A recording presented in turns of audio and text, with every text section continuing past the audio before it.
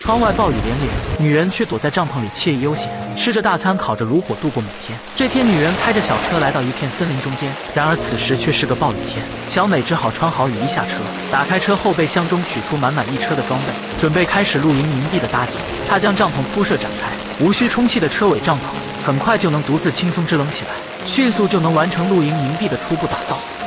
为了帐篷更加安全牢固，小美就把出入口对齐车尾后，利用祖传的小锤锤敲打地钉，将帐篷的四周牢牢固定在碎石地面之上。这时的帐篷就稳如老狗。而要加强营地的防水结构，女人就开始安装透明的塑料窗户，在防止雨水进入内部的同时，还能方便她在帐篷内欣赏窗外的风景。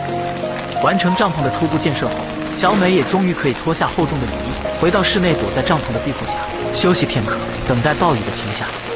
然而雨却下得越来越大，为了安全度过今夜，小美先把帐篷底部的雨水清理干净，再利用弹性十足的伸缩杆，将帐篷内完成结构的搭建。紧接着，女人就开始露营装备的组装。她为了隔绝地面的潮湿雨水，小美先在帐篷内铺设上防水的塑料布，紧接着就在上方搭建空气沙发，只需利用电动充气泵，就能迅速冲入空气，并把空气沙发制冷起来。完成帐篷内沙发的组装后，还能借助吹风机吹干身上的雨水和汗水，悠闲舒适地躺在沙发上，好好感受一下雨天露营的酣畅淋漓。午后哪怕只是坐在帐篷内欣赏一下室外的雨，也属实是非常悠闲解压了。完成帐篷内的初步搭建后，小美就开始组装搭建折叠桌椅，并把露营灯点亮，安排上室内的各类生活用品和家具，迅速完成塑料桌椅的组装折叠。桌椅经过超展开，就能将各类生活装备摆放在上方，看似狭小的帐篷也立刻变得舒适起来。再将露营灯点亮后，温馨的营地让人不愿离开。考虑到此时已经接近傍晚时分，小美就将帐篷内的厨房厨具完成摆放收拾整齐，紧接着把副驾的狗子抱出来，带进完成搭建的帐篷内，躺在沙发上休息片刻。眼看这里的环境温度逐渐降低，小美就为小狗穿上了厚重的保暖衣服，也让小狗开心地笑了起来。贴心的女人还给狗子准备了充足的食物，并为它点亮夜晚的灯光。对于小狗来说，这样的生活也属实是相当舒服了。要是换成我，也能在这里待上2年半。吃饱喝足后的狗子刚好雨小了一些，就出门自己溜达一下。随后，小美来到车内，将后排的座椅放倒后，就可以铺设上柔软舒适的床垫，加上床单、被褥和枕头4件套，瞬间完成卧室的打造。今晚就能在小车里舒服地睡个好觉。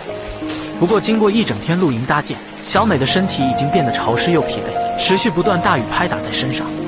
她只能躺在空气沙发上，和小狗一起好好休息一番。等到醒来时，贤惠的小美就利用储存好的蓄水桶淘米烧饭，开始今晚的晚餐的制作。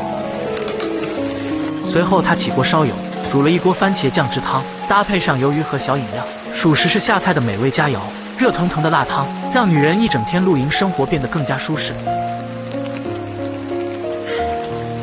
在享用完美味的晚餐后，吃饱喝足的小美就钻进舒适的车尾后备箱中。考虑到这里的蚊虫很多，小美还为自己喷上了驱蚊喷雾，抱着小狗在车尾帐篷内悠闲舒适的睡去。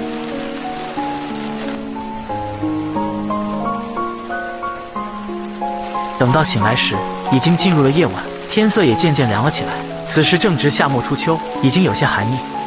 小美在营地周围溜达一圈后，就坐在帐篷的沙发上，取出壁炉将其点燃。寒冷的帐篷内就变得温暖舒适起来。而借助壁炉上方的壁板，小美就可以开始煎烤金针菇、肥牛、培根、肉串，搭配上鲜嫩的大虾、小饮料，这样的生活属实是非常丝滑又享受了。吃的是焦香四溢的肉串，搭配上江南绵绵细雨，仿佛自己就处在家中一样自在悠闲，享受户外露营的快感。不过此时室外的大雨正下得越来越大，帐篷也变得风雨飘摇起来。为此，小美就很担心无法安全度过这个夜晚。于是她取出大块天幕布，关闭室内的灯光，开始户外露天电影的播放。只要躺进温暖舒适的被窝里，就可以准备开始静静享受。小美一边看着电视节目，躲在暖和舒适的被窝中，吃点小零食，度过安静静谧的夜晚。此时营地亮着微弱的灯火，温馨感觉就像是自己的家。等到看完电影后，已经进入深夜，小美就熄灭车内的灯光，早早睡去。